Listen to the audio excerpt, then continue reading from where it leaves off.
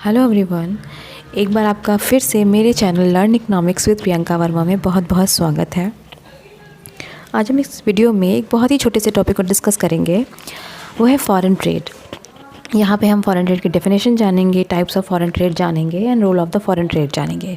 तो सबसे पहले हम यहाँ पे फॉरेन ट्रेड की डेफिनेशन डिस्कस कर लेते हैं कि डिफरेंट कंट्रीज़ के बीच होने वाली गुड्स एंड सर्विसेज के ट्रेड को हम फॉरेन ट्रेड कहते हैं। मीन्स डिफरेंट कंट्रीज़ यानी वन कंट्री अनदर कंट्री के साथ अगर कोई गुड्स एंड सर्विसेज का लेन देन करती है या ख़रीदती है या बेचती है तो उसे हम कहेंगे फॉरेन ट्रेड या विदेशी व्यापार। जैसे कि अमेरिका और भारत की बात करें, अगर भारत अमेरिका से कुछ मंगा रहा है यानी कुछ ख़रीद रहा है, और चाहे वो गुड्स हैं या चाहे वो सर्विसेज हों, और भारत अमेरिका को कुछ भेज रहा है या फिर उससे अमेरिका कुछ भारत से ख़रीद रहा है, तो जब यानी कि यहाँ पे गुड्स एंड सर्विसेज का दो कंट्रीज़ के बीच में लेन देन हो रहा है या ख़रीदा या बेचा जा रहा है तो उसे हम यहाँ पर फॉरेन ट्रेड कहेंगे।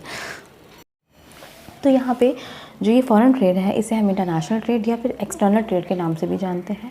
मींस कि जब एक कंट्री की बाउंड्री को क्रॉस करके किसी अदर कंट्री के साथ हम किसी भी वस्तु का या गुड्स एंड सर्विसेज का कोई लेन देन करते हैं तो वो हमारा इंटरनेशनल ट्रेड, एक्सटर्नल ट्रेड या फॉरेन ट्रेड हो जाएगा।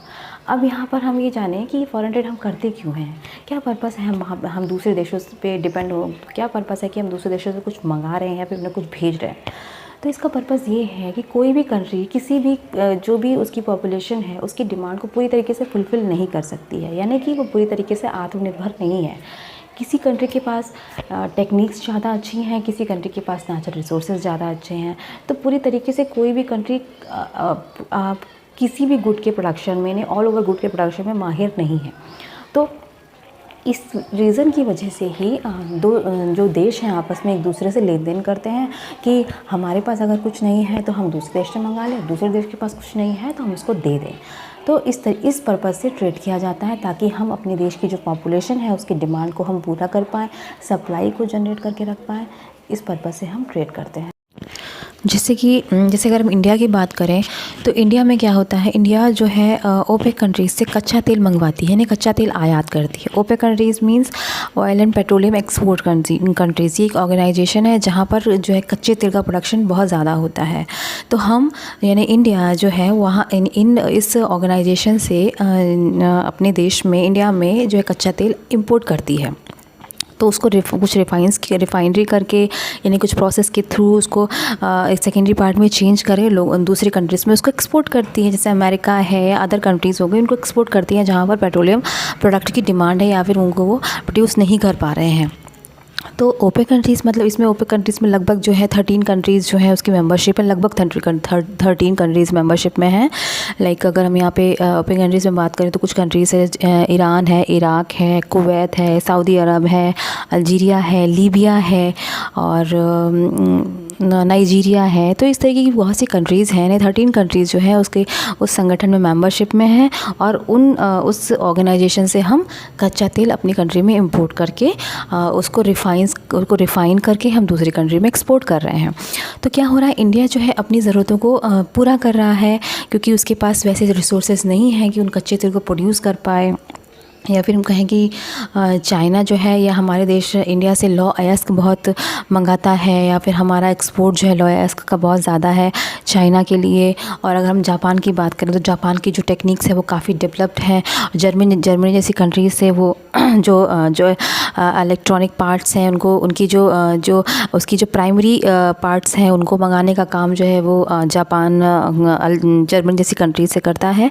तो इस तरीके से जिस कंट्री के पास जो भी चीज़ें अवेलेबिलिटी है उनकी या फिर उनके के पास रिसोर्सेज हैं तो उनको वो वहाँ से मंगा करके और दूसरी कंट्रीज़ के पास जिस हिसाब से जो भी इसके पास रिसोर्स है आपस में एक दूसरे एक्सचेंज कर लेते हैं, लेन देन कर लेते हैं और अपनी अपनी ज़रूरतों को पूरा करते हैं और अपनी जो डिमांड है उसको मेंटेन करते हैं, उसकी अपनी सप्लाई को मेंटेन करते हैं। इस तरीके से ट्रेड दोनों कंट्रियों के बीच में, कई कंट्रीज़ के बीच में होता है। तो जब दो कंट्रीज़ आपस में ट्रेड करती हैं या लेन देन करती हैं तो उसे हम बायलैटरल ट्रेड बोलेंगे। जब बहुत सारी कंट्रीज़ आपस में लेन देन करेंगी, ट्रेड करेंगी तो उसे हम मल्टीलैटरल ट्रेड बोलेंगे। तो अब है types of trade. Types of trade में इंपोर्ट ट्रेड आ जाता है, एक्सपोर्ट ट्रेड आ जाता है और इंटरपोर्ट ट्रेड आ जाता है। तो सबसे पहले हम यहाँ पर इंपोर्ट ट्रेड के बारे में डिस्कस करते हैं। इम्पोर्टेड मतलब जब एक कंट्री दूसरी कंट्री से गुड्स एंड सर्विसेज परचेज़ करती है, मींस हम यानी आयात करती है, लेती खरीदती है, तो उसे हम क्या कहेंगे, इम्पोर्ट। मतलब हम दूसरे देश से अपने देश में कुछ मंगा रहे हैं, जैसे इंडिया है चाइना से कुछ मंगा रहा है, अमेरिका से कुछ मंगा रहा है, जापान से कुछ मंगा रहा है, तो हम इसे इम्पोर्ट कहते हैं, आयात कहते हैं। ठीक है। अब है एक्सपोर्ट ट्रेड। एक्सपोर्ट ट्रेड मतलब जब एक कंट्री किसी दूसरी कंट्री को गुड्स एंड सर्विसेज सेल करती है यानी बेचती है। तो मतलब जब परचेज़ करती है तो वो इम्पोर्ट हो गया, जब सेल करती है यानी बेचती है तो उसे हम एक्सपोर्ट करते हैं। मतलब हम भारत जो है अगर अमेरिका को कुछ बेच रहा है तो उसे हम कहेंगे निर्यात या एक्सपोर्ट, यानी यहाँ से कुछ बाहर जा रहा है। तो फिर है इंटरपोर्ट ट्रेड। इंटरपोर्ट ट्रेड मतलब क्या होता है, जब एक कंट्री किसी दूसरी कंट्री से रॉ मटेरियल परचेज़ करती है, फिर कुछ प्रोसेस के बाद जो प्रोडक्ट तैयार होता है उसे बाकी कंट्रीज़ को सेल करती है। मतलब किसी कंट्री के पास जो है वो अगर टेक्निक्स अच्छी है बट उसके पास रॉ मटेरियल नहीं है उसको बनाने के लिए, तो वो अदर कंट्रीज़ के पास जहाँ पे रॉ मटेरियल ज़्यादा एक्सेस मात्रा में है तो वहाँ से उसको वो परचेज़ कर लेती है। उसे परचेज़ करने के बाद कुछ प्रोसेस करने के बाद जो प्रोडक्ट तैयार होता है, यानी सेकेंडरी पार्ट जो तैयार होता है, उस सेकेंडरी पार्ट को बाकी जो इंटरनेशनल मार्केट है वहाँ पर उसको बेचती है, तो उसे कहेंगे इंटरपोर्ट ट्रेड। जैसे कि अगर हम यहाँ पे एग्जांपल दें, जो जापान है, जापान जो है वो टेक्निक्स के लिए फ़ेमस है कि वहाँ पर अच्छी खासी टेक्नोलॉजी पाई जाती है। साइंस एंड रिसर्च टेक्नोलॉजी के मामले में जो है वो जापान काफ़ी फ़ेमस है। तो वहाँ पर क्या है, जो इलेक्ट्रॉनिक प्रोडक्ट हैं उनका प्रोडक्शन ज़्यादा मात्रा में होता है, बट वहाँ पे जो प्राइमरी पार्ट्स हैं इलेक्ट्रॉनिक के, वहाँ पे उनकी उस हिसाब से अवेलेबिलिटी नहीं है, तो उसको मंगाने का काम वो जर्मनी से करता है। यानी जर्मनी से जापान जो है वो इलेक्ट्रॉनिक पार्ट्स के प्राइमरी पार्ट्स को वो परचेज़ करता है यानी इंपोर्ट करता है, और उसको इलेक्ट्रॉनिक पार्ट में यानी फाइनल गुड में चेंज करके, प्रोड्यूस करके, बना करके उसे अदर कंट्रीज़ को सेल करता है। जैसे टीवी है, फ्रिज है, एसी है, जो भी इलेक्ट्रॉनिक पार्ट्स है ज़्यादातर मात्रा में जापान से ही उनका इंपोर्ट किया जाता है अदर कंट्रीज़ में। यानी जापान का एक्सपोर्ट जो है वो इलेक्ट्रॉनिक प्रोडक्ट के मामले में काफ़ी ज़्यादा है, तो इसे हम कहते हैं इंटरपोर्ट ट्रेड। तो नेक्स्ट है रोल ऑफ फॉरेन ट्रेड। इसमें फर्स्ट पॉइंट है टू अर्न फॉरेन एक्सचेंज। तो ये जो हमारा फॉरेन ट्रेड है, फॉरेन एक्सचेंज को अर्न करने में काफ़ी हेल्प करता है, फॉरेन रिज़र्व को अर्न करने में काफ़ी हेल्प करता है। जैसे कि अगर हम अपने देश से कुछ बाहर जो है एक्सपोर्ट कर रहे हैं, तो अदर कंट्री जो होगी हमें किसी करेंसी में, किसी पर्टिकुलर करेंसी में हमें पेमेंट करेगी। अगर हम बाहर से कुछ मंगा रहे हैं तो हम किसी दूसरी कंट्री को पेमेंट करेंगे, तो इस तरीके से क्या होगा, हमारे पास फॉरेन रिज़र्व बढ़ेगा। तो अगर हम बात करें टोटल ट्रेड का, जो 80% है वो डॉलर में ट्रेड किया जाता है, इसीलिए डॉलर को जो है वो डोमिनेंट करेंसी है, पावरफुल करेंसी मानी जाती है। तो अगर जिसके पास जितना ज़्यादा पावरफुल करेंसी होगी, यानी अगर हम मान लें कि फॉरेन करेंसी या फिर फॉरेन रिज़र्व जितना ज़्यादा जिसके पास होगा उतना ही वो पावरफुल कंट्री होगी। और इस फॉरेन रिज़र्व का हम इस्तेमाल जो है, कोई भी नेचुरल डिज़ास्टर है या कोई भी ऐसी समस्या है, प्राकृतिक आपदा है, कोई भी ऐसी समस्या है जिसको फेस करने के लिए हमारे पास फॉरेन रिज़र्व होना चाहिए। तो क्योंकि इसका इस्तेमाल अगर हमारे पास ऐसी कोई समस्या आती है तो हम बाहर से अगर हमें कोई भी गुड इंपोर्ट करनी है तो हम इजीली इंपोर्ट कर सकते हैं। कोई भी ऐसी कोई प्रॉब्लम है तो उसको फेस करने पर हमारे पास फॉरेन रिज़र्व है, यानी कि जितना जिसके पास फॉरेन रिज़र्व होगा वो उतनी पावरफुल इकोनॉमी होगी। तो फॉरेन ट्रेड के थ्रू हम फॉरेन रिज़र्व को इन्हांस कर सकते हैं, बढ़ा सकते हैं, और ये काफ़ी इसमें हेल्प करता है। तो डॉलर जो है वो पावरफुल करेंसी है, क्योंकि इसमें टोटल ट्रेड का जो है 80% ट्रेड डॉलर में किया जाता है। लेकिन अब जो है रुपए को भी परमिशन मिल रही है। जैसे अगर हम इंडिया की और मलेशिया की बात करें तो इन दोनों के बीच में ट्रेड जो है रुपए को परमिशन मिली है कि रुपए में ट्रेड किया जाए। तो अदर करेंसी भी मार्केट में आ रही हैं, ट्रेड में उनको लेकर के आया जा रहा है, डॉलर को वो रिप्लेस कर रही हैं। तो इससे क्या बेनिफिट होगा, इससे बेनिफिट ये होगा कि जिस करेंसी में ज़्यादा ट्रेड होगा वो कंट्री उतनी पावरफुल होगी। अगर रुपए में अगर हम ट्रेड करते हैं तो हमें एक्सचेंज प्रॉब्लम को फेस नहीं करना पड़ेगा, तो हम अपनी ही करेंसी में ट्रेड कर सकेंगे, तो जो भी प्रॉब्लम्स आती हैं उनको हम फेस नहीं करेंगे। तो इस तरीके से अगर हम रुपए में ट्रेड करते हैं तो हमारी इकोनॉमी भी स्ट्रॉन्ग होगी और हमारा मार्केट भी रुपए के बेस पे आगे बढ़ेगा।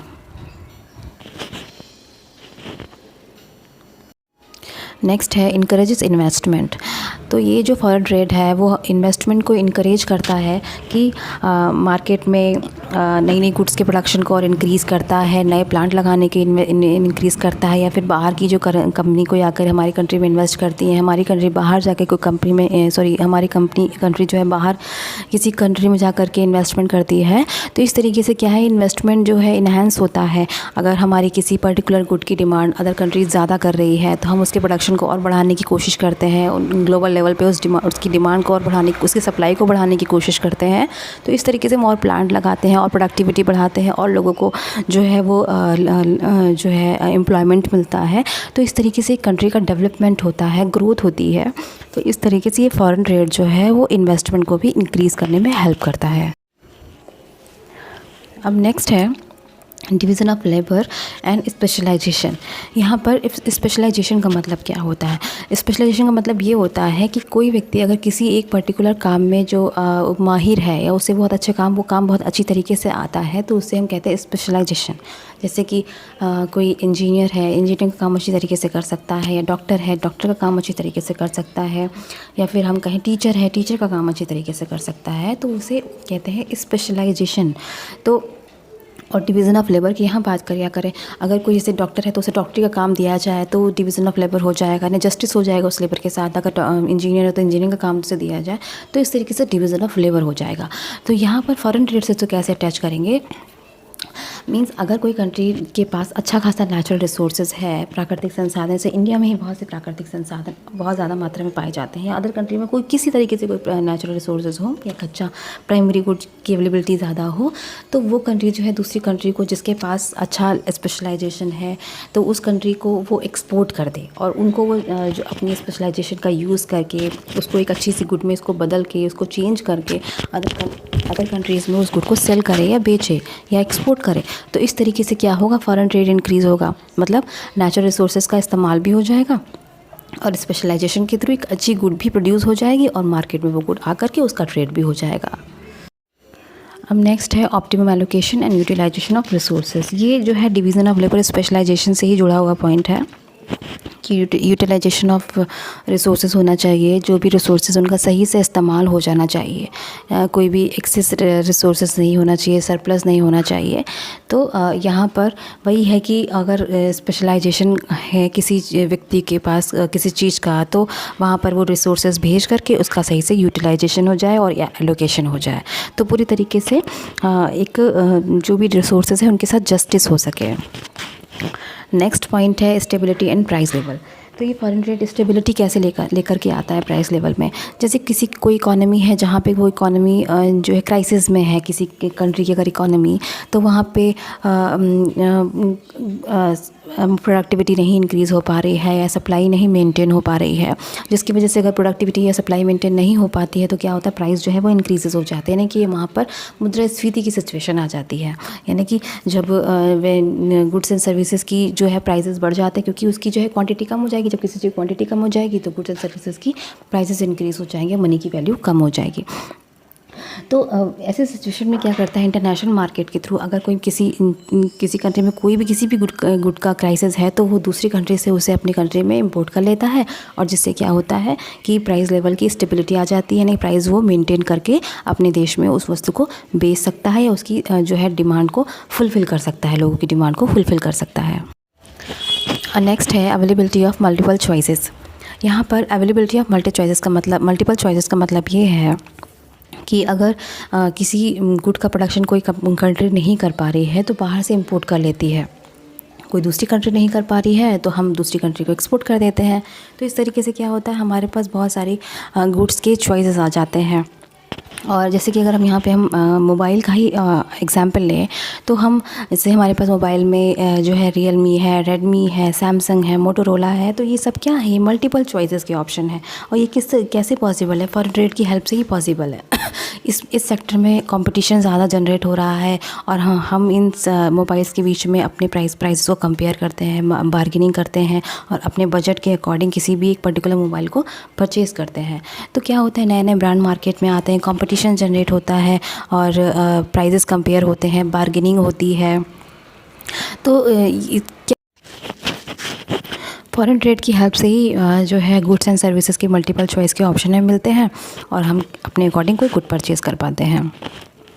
फिर नेक्स्ट है bring reputation and helps earn goodwill.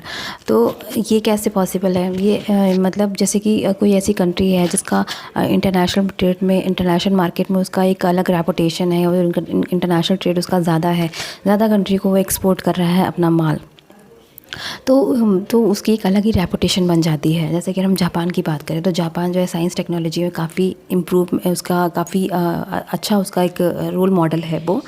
तो वहाँ पर जो है टेक्निकल जो चीज़ें हैं या टेक्नोलॉजी है, जैसे कि हम जो भी इलेक्ट्रॉनिक चीज़ें हैं वहाँ से परचेज़ करते हैं या अदर कंट्रीज़ वहाँ से परचेज़ करती हैं, तो टेक्नोलॉजी के मामले में बहुत आगे है। तो एक उसकी एक अलग ही रेपुटेशन बन चुकी है इंटरनेशनल मार्केट में, उसकी अलग ही एक लोगों के प्रति उसकी एक थिंकिंग अलग बन चुकी है। तो इस तरीके से कोई कंट्री जो है इंटरनेशनल मार्केट में अपनी एक पहचान बना सकती है और गुडविल और रेपुटेशन को अर्न कर सकती है। तो कुछ करंट चीज़ें हैं वो डिस्कस कर लेते हैं। जैसे फाइनेंशियल ईयर 2020 टू 23 में अमेरिका भारत का लार्जेस्ट ट्रेडिंग पार्टनर बन चुका है। मतलब भारत का ज़्यादातर जो ट्रेड वो है अमेरिका से किया जाता है। अमेरिका 2018 में चीन को पीछे छोड़ करके भारत का सबसे बड़ा व्यापारिक भागीदार बन गया है। चीन भारत का दूसरा सबसे बड़ा व्यापारिक भागीदार है। मतलब चीन जो है वो सेकंड नंबर पे है ट्रेडिंग पार्टनर में। फिर जो है वाणिज्य मंत्रालय की ओर से जारी डाटा के अनुसार वित्त वर्ष 2020 टू 23 में भारत और अमेरिका के बीच व्यापार जो है वो 7.65% से बढ़ करके, यानी इतना परसेंट जो है वो इंक्रीज़ हुआ है, से बढ़ करके 128.55 अरब डॉलर पर पहुंच गया है। मतलब जो पिछला था उससे कितना इंक्रीज़ हुआ है? उससे 7.65% इंक्रीज़ हुआ है। फिर भारत को जो निर्यात है अमेरिका के लिए 2021 टू 2022 में 76.18 अरब डॉलर था, जो कि बढ़ करके 22-23 में 78.31 अरब डॉलर हो गया है। वहीं भारत का जो इंपोर्ट है वो 50.24 अरब डॉलर है प्रेजेंट टाइम में। और अगर हम ट्रेड सरप्लस की बात करें तो 28 अरब डॉलर है 2020 टू 23 में। यानी कि ट्रेड सरप्लस, तो ट्रेड सरप्लस मींस हमारा यहाँ पर एक्सपोर्ट ज़्यादा है और इंपोर्ट हमारा यहाँ पर कम है। यानी अमेरिका को हम एक्सपोर्ट ज़्यादा कर रहे हैं और आयात कम कर रहे हैं, तो इसे हम कहेंगे ट्रेड हमारा सरप्लस में है। तो हाँ, यहाँ पर हम चाइना से हम अपना ट्रेड देखते हैं, इंडिया का ट्रेड। तो चाइना को जो एक्सपोर्ट किया जा रहा है वो 2022 टू 23 में 15.32 अरब डॉलर का एक्सपोर्ट किया जा रहा है। यानी कि इसमें 28% की कमी देखी गई है। यानी कि जो चाइना है वो हमसे कम ख़रीद रहा है और हम उसको कम एक्सपोर्ट कर रहे हैं, तो उसमें कमी देखी गई है। और इंपोर्ट क्या है? इंपोर्ट में इंपोर्ट बढ़ा है हमारा 4.16% से इंपोर्ट बढ़ा है। और 22 टू 23 में जो टोटल इंपोर्ट है हमारा चाइना से वो 98.51 अरब डॉलर का इंपोर्ट है। और जो ट्रेड डेफिसिट है चाइना के बीच में वो भी बढ़ा है, जो कि 21 और 22 में जो था वो 72.9 अरब डॉलर का था। और 22 टू 23 में जो है ये बढ़ करके 83.2 अरब डॉलर का ट्रेड डेफिसिट हो गया है। तो यहाँ पर क्या हो रहा है? हम आयात ज़्यादा कर रहे हैं और एक्सपोर्ट कम कर रहे हैं, तभी हमारा ट्रेड जो है वो डेफिसिट में है। तो कोई कंट्री जब एक्सपोर्ट ज़्यादा करती है तो ट्रेड फेवरेबल ट्रेड बोला जाता है, और जब इंपोर्ट ज़्यादा करती है तो अनफेवरेबल ट्रेड बोला जाता है, यानी प्रतिकूल व्यापार बोला जाता है।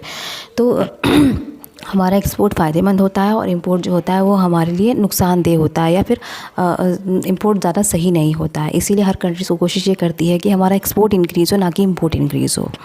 और इसीलिए कंट्रीज़ ये कोशिश कर रहे हैं यहाँ इंपोर्ट ना करना पड़े। उसका रीज़न, उसके लिए जो है कंट्रीज़ अपने देश में उस तरह से रिसोर्सेज डेवलप कर रही हैं, उस तरह से टेक्नोलॉजी डेवलप कर रही हैं, ताकि हम जो भी बाहर से इंपोर्ट कर रहे हैं उससे अपने देश में उस चीज़ का जो है प्रोडक्शन इंक्रीज़ कर सके। सारी चीज़ों को तो प्रोडक्शन नहीं कर सकती हैं, लेकिन हाँ कुछ चीज़ें ऐसी हैं जिनका बाहर से भी कॉस्ट ज़्यादा आ रही है मंगाने में, तो उनको अपने देशों में ऐसे रिसोर्सेज दिए जाएँ ताकि हम अपने कंट्री में उसको प्रोड्यूस कर पाएँ। बाहर से मंगाने का रीज़न यही है कि उसकी कॉस्ट ऑफ प्रोडक्शन अपनी कंट्री में ज़्यादा है, दूसरी कंट्री में उसकी कॉस्ट ऑफ प्रोडक्शन कम है, तो हम उसे बाहर से अपनी कंट्री में मंगा लेते हैं। तो इस वीडियो में फ़ॉरेन ट्रेड में हम इतनी चीज़ों को डिस्कस करेंगे। नेक्स्ट वीडियो में हम नए टॉपिक के साथ फिर मिलते हैं।